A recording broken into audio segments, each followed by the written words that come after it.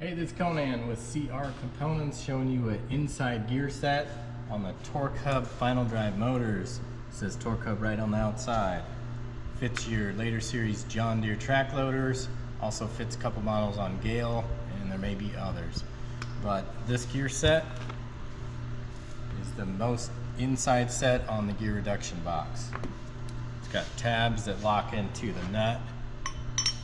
This nut is not included. The other thing that's not included is the bushing from your old gear set. It sits right in that slot, so make sure to save this on your old gear set. If you happen to throw it away, we do have plenty of used ones we could send along, but just remember to keep that. So this includes everything you see here, this whole cage assembly and all four gears, and they are direct from the factory. So let us know if you have any questions. Our channel's got a great disassembly video and a great reassembly on how to lock that gear in just right. If you don't get it just right, it won't drop low enough into that nut tabs, and then everything won't be spaced correctly. So Austin did a good job on that video. If you want to check that out, we'll throw it in the link below.